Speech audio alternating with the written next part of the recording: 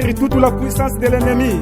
Et rien ne pourra vous nuire. Domination, domination, Cette année, domination, domination, dans ma vie, domination, domination, je vais percer. Brisement délimité. Bienvenue à l'émission La Domination avec Christ. Comme je l'ai toujours dit, c'est une émission chrétienne qui est produite, qui est sponsorisée par la Fondation C3 ainsi que le Congo Christ au centre. Vous allez remarquer qu'aujourd'hui, sur ce beau plateau, je suis pas seul, je suis accompagné de deux serviteurs de Dieu. Mais avant de recevoir nos invités, si je parle un même langage avec Montréal, suivez d'abord cette chanson. Voici, je vous ai donné le pouvoir de marcher sur les serpents, les scorpions et sur toute la puissance de l'ennemi. Et rien ne pourra vous nuire. domination, domination, Cette année, domination, domination, dans ma vie, domination, domination, je vais percer. Brisement délimité. Dans mes affaires,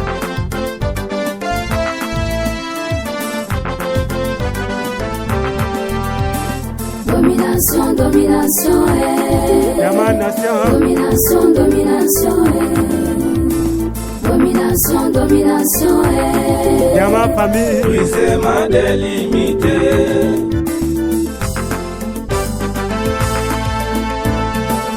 Celui qui suit son maître sera honoré. Ça, c'est l'ère de la couronne. C'est ma saison de gloire. domination. C'est ma saison. L'heure est arrivée, comme annoncé, que je suis pas seul sur ce beau plateau. L'heure est arrivée que je vais donner la parole à mes invités. Tout le monde sait qu'une ville bâtie sur une montagne ne peut être cachée. Le fait de ne pas être caché, c'est ça la domination. Yangoyo mutu olanda biso. Nayebi que à chaque fois nzambe soka linga lobela peuple na ye atinda ka basali na ye. Ko changer chaîne té ça toujours branché na émission na biso la domination avec Christ na chaîne na biso pour nous pour na nzambe ayo lobela à travers bawumbu na ye na ngonga oyo na ndako na yo. Ça tout faut tarder tozo kene ko invite ko pesa parole na invité na biso o azabongo na gauche na biso. Bonjour Mukambi. Bonjour papa. Merci beaucoup Mukambi, merci. Je peux papa na biso na beaucoup na biso ya moi si. Bonjour. Bonjour. OK. Toza sincèrement reconnaissant toza sengo makasi ya koyamba bilo na plateau émission na biso. Ça toutefois tardé tozo tuna. Tozo banda toujours ka côté ya bandaka liboso invité na biso papa merci. Bat balingi baye bayo ozanani présentation na yo soko yo ko sala présentation na batu nyonso ba landa biso en direct à chaîne à télévision bato ba landa biso na chaîne na biso YouTube ozanani bana nzambe to peuple balingi ba découvrir maloba epai na. Bonjour peuple de Dieu. Moi je suis le frère Mervi Salem. Je suis à l'église Chapelle des Vainqueurs et par la grâce de Dieu, je suis l'un des leaders du district Yolo Nord et par la grâce de Dieu, je suis serviteur de Dieu à l'intercession de l'église Chapelle des Vainqueurs. Amen. Toyoki, bino moko boyoki, présentation papa. Tozo kende ko découvrir pe inviter na biso mususu. O avandi na loboko na biso mwasi. Papa, présentez-vous aux anani bana nzambe peuple de Dieu bayoka pe ba découvrir. Oui, bonjour peuple de Dieu. Moi, c'est le frère Bope Minga. Je suis à la Chapelle des Vainqueurs internationale Mombele. Je suis leader adjoint du district 3BD Mombele. C'est là-bas que je sers mon Dieu. Et je suis encore membre de l'une de nos départements de nettoyage. Il y a Yolo Nord, pardon. Église Saint Chapelle des Vainqueurs. Le lot vraiment, mais merci pour sa grâce. Il y a qu'on invité. La commune la biso na plateau ba serviteur na ye o bazaka bon église Chapelle des Vainqueurs. Deka balobaka la charité bien ordonnée commence par soi-même. Ezali tribalisme était mais ça juste kakave bana nzambe ba yende na plateau po ba lo bana par nzambe fait que bande ko so ba na biso ba za solution. Yango tuni mutuna liboso côté ya leader Murphy eloko nini bana nzambe balingi ba découvrir d'abord domination za nini c'est loyo. émission oyo ye bino mibale boye na émission oyo thème na biso titre nango ya la domination avec Christ yango tongi to yeba selo yo o redéfinir yango ndenge nini o définir définition de domination des ndenge nini. Merci beaucoup. D'abord, merci pour la première question au Tuningaï, vous allez vraiment très vital, trop nécessaire plutôt pour la libota l'ensemble de Soussou. À ce qui concerne les domaines de la domination, comme définition, on peut définir la domination comme la puissance. Et la puissance de Dieu, vous allez reposer domination. Si vous remarquez dans le livre des Actes chapitre 1er, les versets 8, et balobi ba apôtre bazalaki na chambre haute pour na kozela eux zalaki ngoya. Et à d'autres termes, on peut parler de la domination parce que aucun d'entre eux bazalaki na eux zalaki na ma capacité à passer eux zalaki évangile à Christ. Et c'est ngaki eux zalaki ngoya mo ke kuta likolo o ekoya ko pesa bango force topé domination ya ko parler de la part de Christ. Pour ngai définition ya domination ezali koloba la puissance de Dieu manifestée au yotomonaki et pas apôtre selon Acte chapitre 1er le verset 8. Merci beaucoup. Moussal Nanzambe, to sepe mi la définition wana. On va prendre peu personnellement nga elo moko asika. Nzambe azo lukumu to so kende ko zo sous définition. Ya l'homme de Dieu mususu oyo azana côté na biso ya mwasi, papa na biso bope. Pesi biso définition na. Bon, on a la définition, il y a domination. Ils appellent titre, il y a émission d'abisso, il y a Kolalelo. Et on a définir en local, c'est le fait d'avoir l'autorité et d'avoir la puissance dans le domaine moko songolo pakala. Donc, ce que vous avez l'autorité, vous avez la puissance dans le domaine moko bien précis. À ce moment-là qu'on doit parler de la domination. Comme notre cas, il y a frère Nabiso Job, ce que tu as lu dans le livre, il y a Job, au bandi on a chapitre liboso na verset nango, il y a misatu, bakotali sabiso wapi na domaine moko bien précis au Job azalaki nango ezalaki ya ba faire. Comment on a ba faire à Job azalaki moto o azalaki na bozui ebele. Ce qui total na makomia ba biso azalaki na 7000 brebis, azalaki na 3000 chameaux, 500 paires de bœufs, 500 ânes et un grand nombre de serviteurs. À ce moment-là, Job azalaki mutu moko o azalaki ko dominer sur domaine ya ba faire na kati ya mboka na moma wana. Yango onga kolo balokola domination ezali kozala na domaine moko bien précis o yoza na autorité likonango. À ce moment-là, on a dominé. Mais je peux dire, en tant que Nzambe, il faut toujours que on a des contestes. Tant que domination, ezali moto a dominé, to azala, likolo na domaine moko songolo mpakala, wana physiquement mais spirituellement moto nyonso o azana Nzambe, o azosala o Nzambe azolinga, aza déjà un esprit de domination. Donc, en tant que je suis sûr et certain que Batbola Nanga, vous allez ba croyant.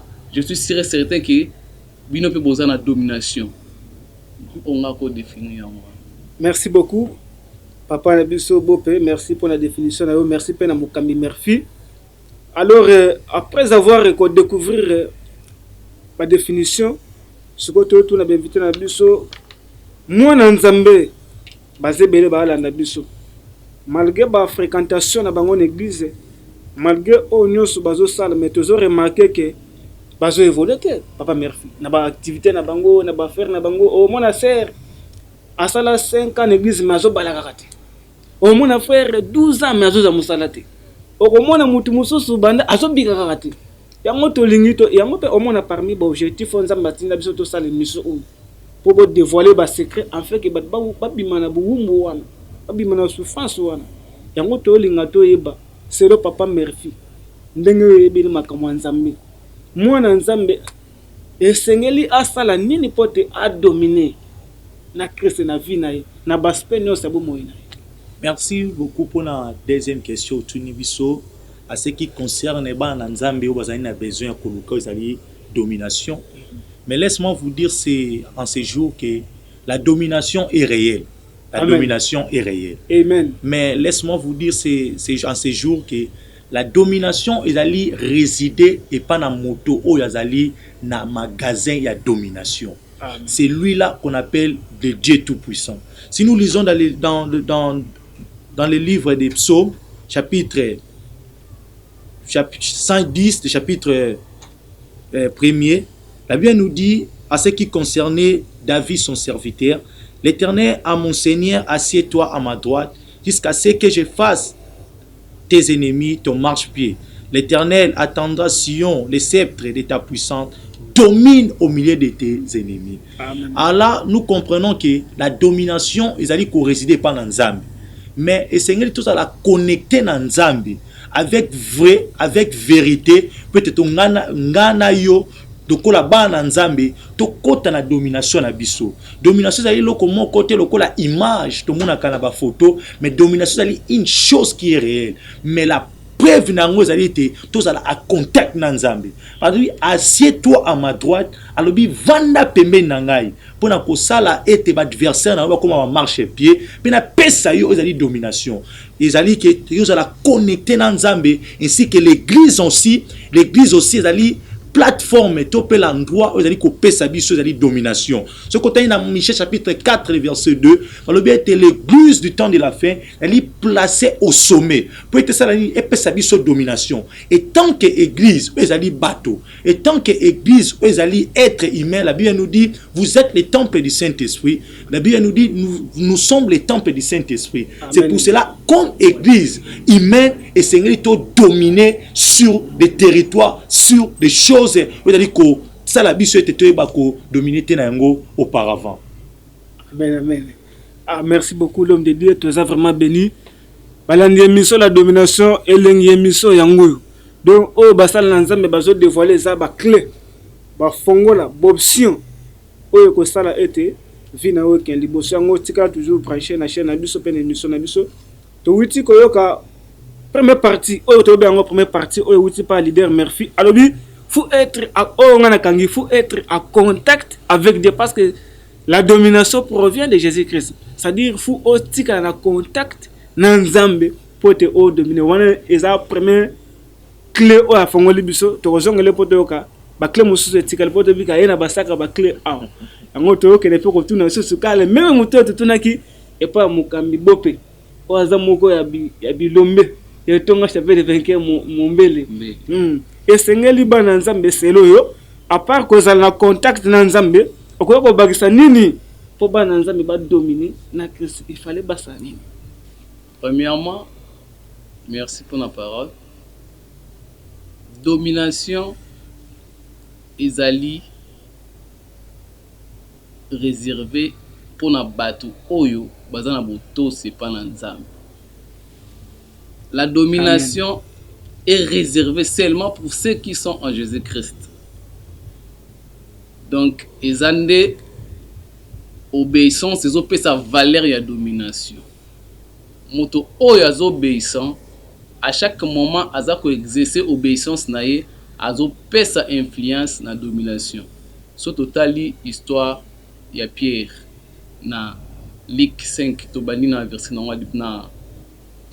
na chapitre 5 de bani na verset na liboso tant bazo tal sabiso kuna ba biso wana Yesu Masia azalaki na posa akende kote ya sango malamu akomi pembe na mai akuti ba barke ezalaki mibale tango akuti ba barke ezalaki mibale aponi ya Pierre akuta ba boso kola ba filer parce que ba salaki butu mabazo ke lokote aponi ya Pierre.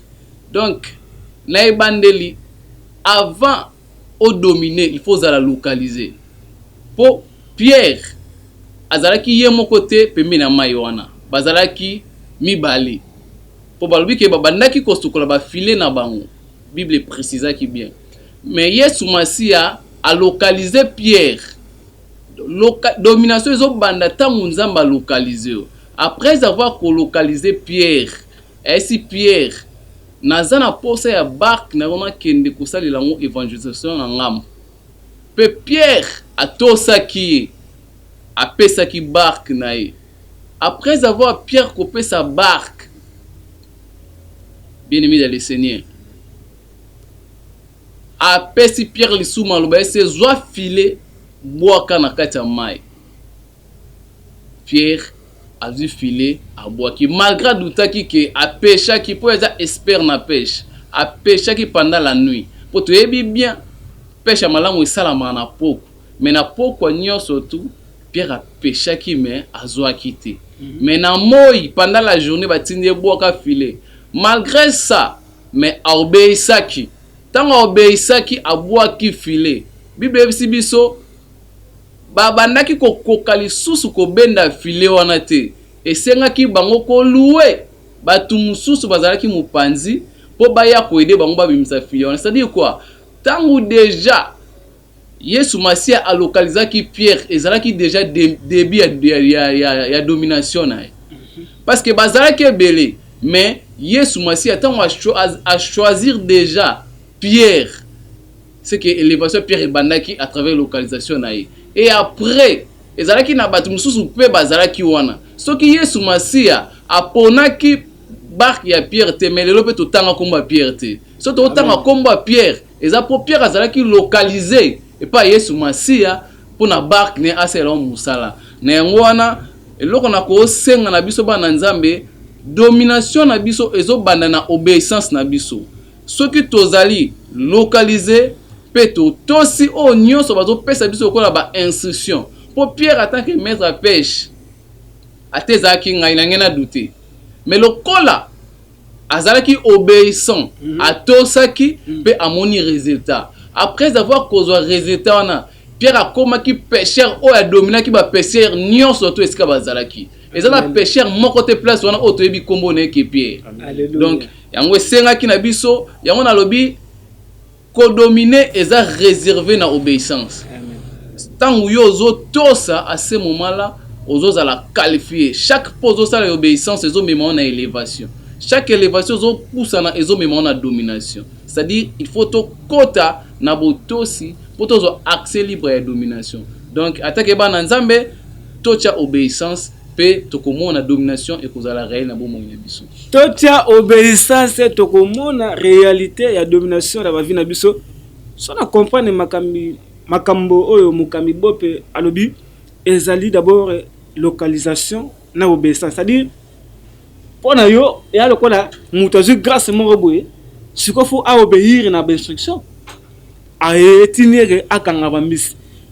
Et mission oyo zo salema tozana direct awa da commune ngaba na chaîne na biso pono eza juste pour na ba problème na yo ba petit souci na yo kande tozoloba eza azarité à chaque fois Nzambe atindi basali na Nzambe liboso na yo eza po tozala beni yango wana ko ba kolanda na suka na yebike na kopesa bino bango mibale ba kopesa ba numéro bango ba téléphone parce que eza pasi pour mona sagesse vandi na batu ya boye na jeunesse alelo yango vraiment photo pesa Nzambe merci parce que na mboka oyo relève ya basali na Nzambe eza penza assuré to songela papa na biso merci ngana benga bango papa parce que oyo ezo bimakati na bango te baza su ba jeune te na niveau oyo basali ya papa ba ba patriarche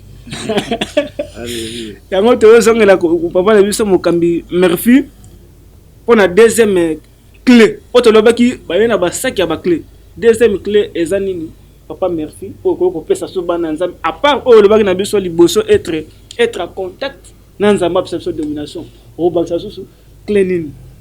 Peuple de Dieu, je voulais juste ajouter na Oezali domination, Otoye yango na mokolo lelo.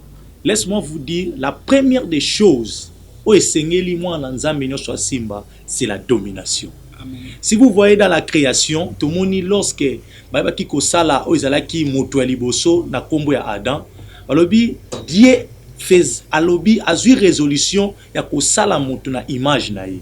Après avoir pour bénir moto et là quoi li bibale ebe ki kocha pour être ba komema o ezala ki komema o ezala ki charge ya mokili, c'était la domination. Alors il domine au milieu de toute espèce.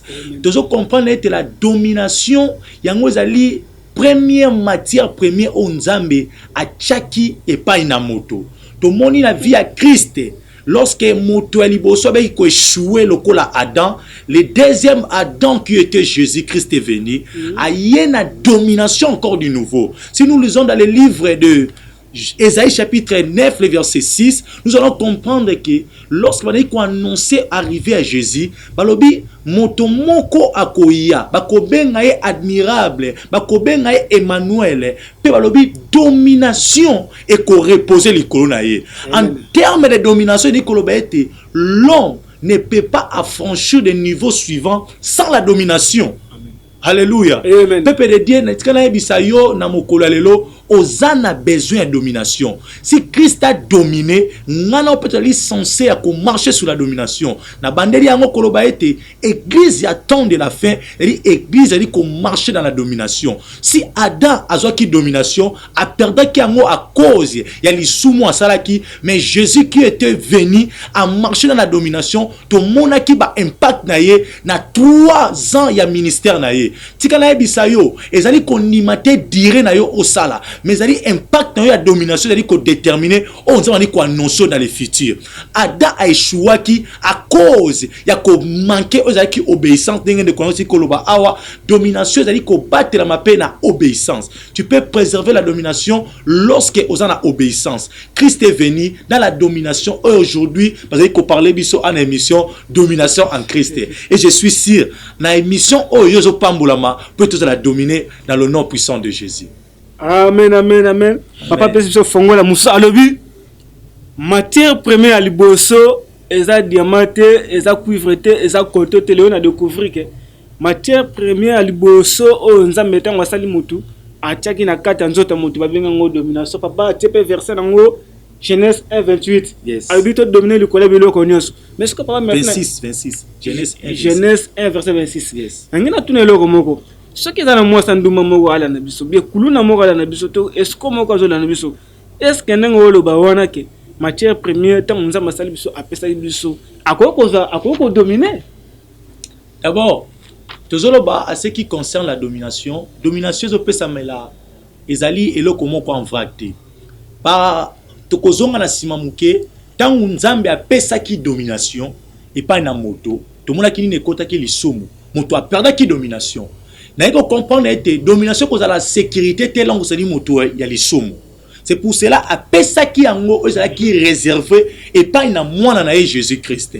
Afin que moto nyonso ko s'accrocher na Jésus a la domination moko éternelle. Domination est sous tel loko la teloba qui na première matière première, réellement c'est la ezali matière première, mais tikana bisayo domination est commis préservé na bana na Nzambe. En Jésus-Christ tant que kokota à contact ningo teloba ki liboso, to di kokota mbala moko na domaine ya domination. Bien Sabiso na 1 Jean chapitre 5 le verset 4. Tozali kotanga yango zali koloba ete parce que tout ce qui est né de Dieu triomphe, tout ce qui est né de Dieu domine. Amen. À notre terme, tout ce qui est né de Dieu a dominer. Et sengeli o tika via masumu, o tika via bosoto, pete ozwa ozali domination na yo en Christ. Merci beaucoup. Papa Nabiso merci. Félicitations à ndenge ozote abana Nzambe. Tozokende kotuna bongo siko papa na biso bope fongola na mibale papa bope à part le baga liboso faut qu'on la localiser na Nzambe et puis faut obéir na maloba na Nzambe bato bala ndayo na ndako ni ususo ko bakisela bango neti mutu mobo abela neti mutu mobo ana problème à chômage et le konini akoyo ko sala lorsque muta guérir yango domination chômeur azumu sala yango domination. Merci pour la parole. Bana Nzambe o nyoso bozolanda émission na biso, on parle souvent sur la domination. Deuxième clé nanga on a coupé ça pour la domination, ezali travail de chaque jour. Ils travail de chaque jour. Aussi longtemps to kangi maboko tout ça quoi avancer té mais esengi na biso to travailler presque chaque jour et ça résultat travail na biso ne mema biso likolo so totali na Luc 19 to bandi na verset nango 13 to komona parabole Yesu Masi apesa ki na moto wana oyo alingaki akende mobembo abengaki 10 serviteurs na ye pe apesaki bango ba talent alobaki faites-les valoir jusqu'à ce que je vienne. Tango bango bazwaki ba mine wana bazalaki 10 o bazwaki ba mine apesaki bango ba travailler. Après avoir kozonga na ye na mobembo asengaki asala évaluation. Alléluia. Tango asengaki asala évaluation bazalaki 10 mais évaluation asala kaka na 3 personnes. Où sont parties les 7 personnes? On ne sait pas. Bino pe bana nzambe o bozo tala biso na TV na moment oyo. Eza na talent o Yesu Masi acha kati na yo. O ezo senga travail à chaque jour ndeko sala ete oyo zalaki nango na kati na roi talent e bana kobima. Pe tango kobima à ce moment là on expérimenter domination na domaine na wana. Alléluia. Tango abengi ya liboso abengi serviteur malamu. Apesa qui est autorité likolo ya ba ville mususu eza déjà domination. Tango abenga ki a mibale après avoir kosala ye compte rendu apesa qui est abakiseli lisusu autorité likolo ya mususu eza déjà domination. Amen. Mais tango yaki et pas o amisatu lobi que maître je sais que tu es méchant nazwa ki ango na bombaki naloba ke soki ozongi nde na kopesa yo mina yo pesa kinga babenga ke mauvais serviteur.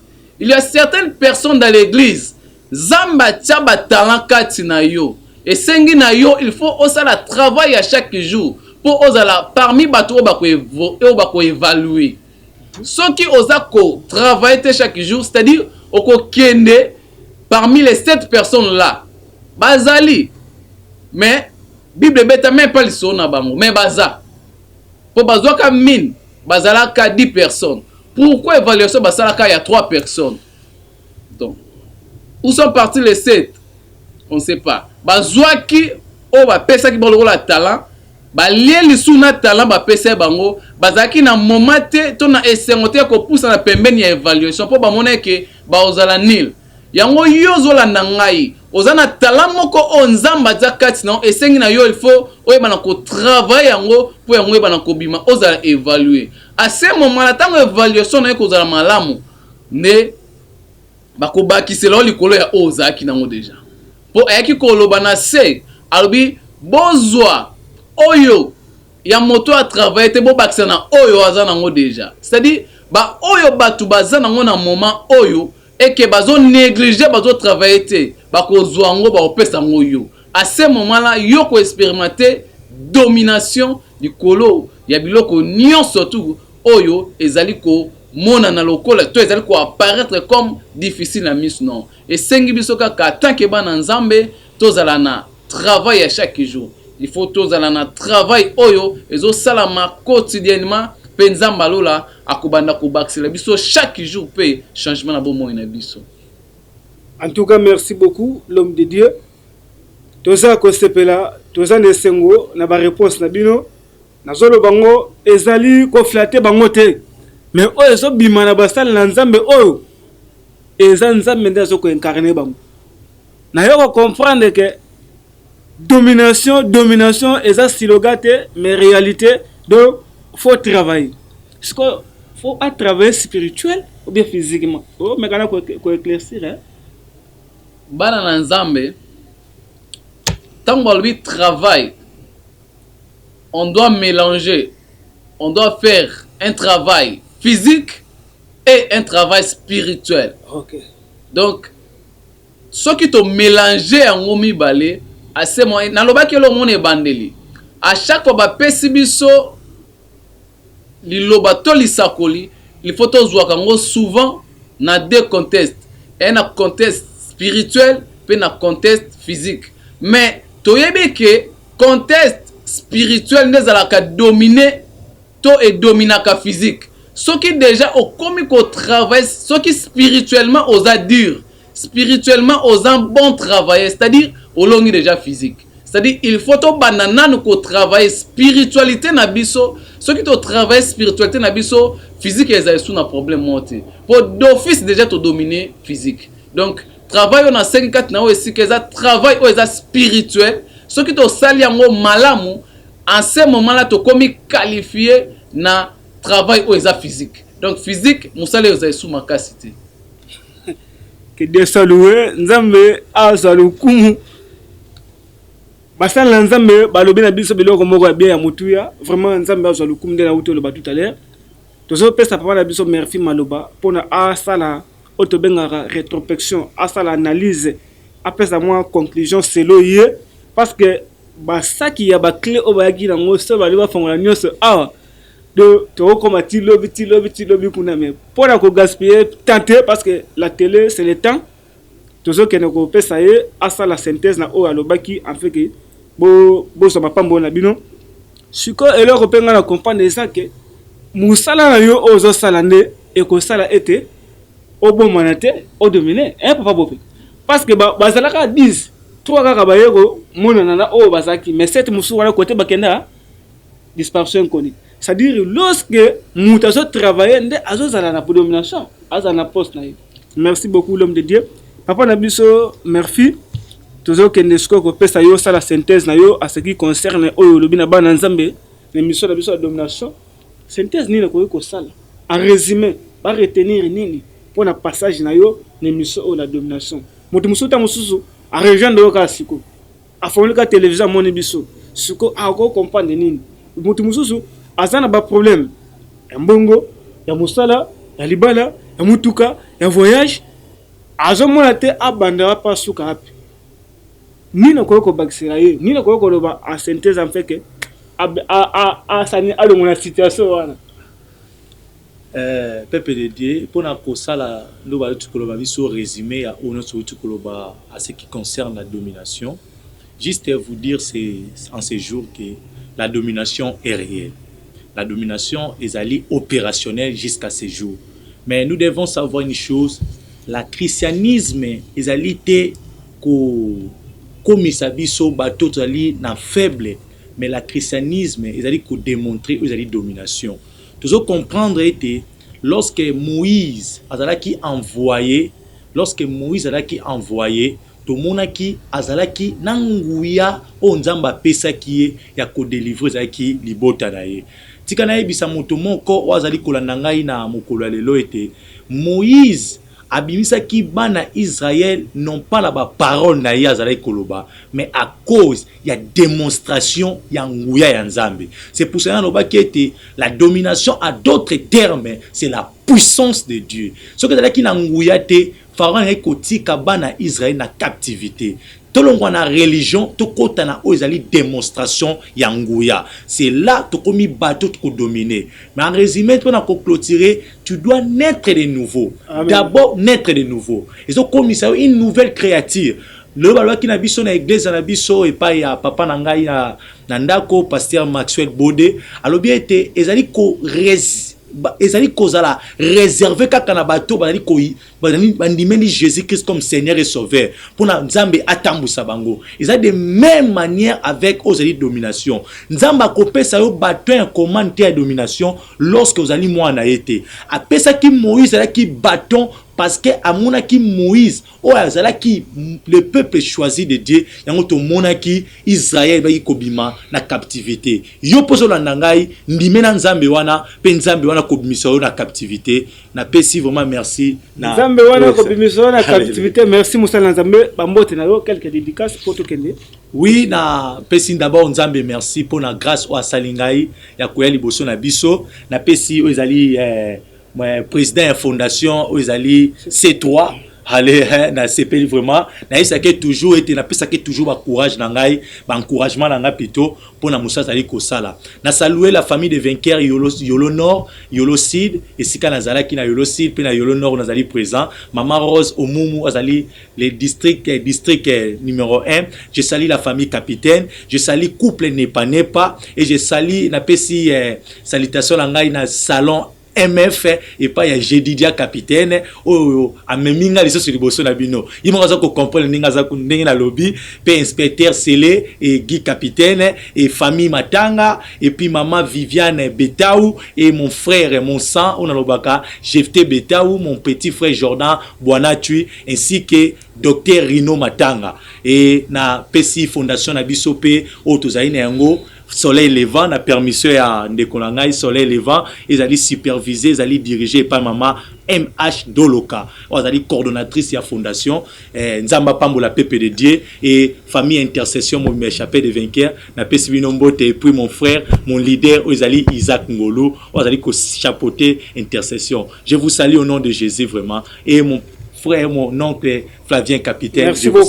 Merci beaucoup papa Murphy toujours que directement na papa Bopé télévision to comme na suka Real asalinga signal que unité tikala kotanga pesa lilobana suka ba remerciement na eux au pesi banani bambote ça que mosala na nzambe atambuke to tikala pesa ka bambote na yo et puis moi lilobana suka qui kaka juste na récapituler bana nzambe peut-être nolobaki que musuza koya kutibiso déjà to bandaki azwaki tan ko yoka makamto lobaki te na lobaki que pona ko tenir to ko za la dominante ezana trois clés kana pesi na mukola lelo ezali il faut que za la premièrement localiser deuxièmement il faut que ozala obéissant na ozosala to na nyonso bazolo banayo pe troisièmement il faut travailler de chaque jour. Donc ceux qui ont sali yango, je suis sûr et certain que Nzamba Lola a kucholi kolo ya nyonso tout.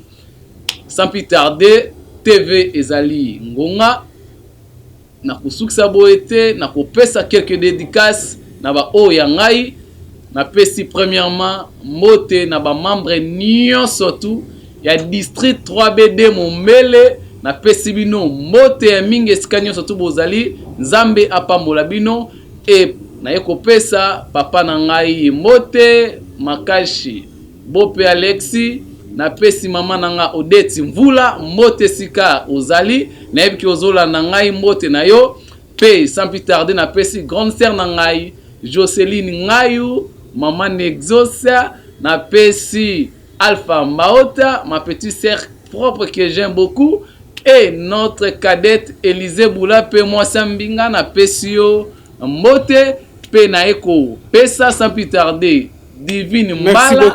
Merci beaucoup l'homme de Dieu Nzambe aza lukumu émission na biso et comme na suka na le bango toujours le salut n'est pas une échappatoire vers le ciel mais ce sont les distinctions sur la terre ba sal Nzambe ba tel biso ndenge ni to ko sala photo dominer après que to ça distinguer na misabato mbote nanga na papa nanga molimo papa Bode Maxwell balongi nyonso ba africain nyonso peuple congolais nyonso na pesi bino mbote Nzambe abatela biso bozalaka toujours branché na ba programme ya émission na biso le kaka chaque lundi na 11h10 rédivision nango esalama na mardi 23h05 na bosalite soki bozomona ba image ya kitoko epa na bino esalami bongo na maboko ya Gaulois Mayala Montréal na peso bambote na bosani pete merveille muyenge na pesi bandeko nanga nyonso ya musala agence Alpha kimba comme trop bambote bandeko nanga na université ISK Simo Kimbangu bambote bandeko nanga na molimo chapelle des vainqueurs de la République démocratique du Congo bambote Nzambe apambola biso tomonani à la prochaine émission numéro na biso contact ezali plus 243 85 28 23 947 ezapa affiché na bas et écran na bino benga biso tokolegisa yo basala na Nzambe contenu à temps na prochaine occasion de bakozwa ta ya kopesa numéro na bango ya ba téléphone Nzambe apambola biso Yesu Kristo nde azali Nzambe. C'est toute la puissance de l'ennemi et rien ne pourra vous nuire. Domination, domination, Cette année, domination, domination, dans ma vie, domination, domination, je vais percer. Brisez ma délimité. Avec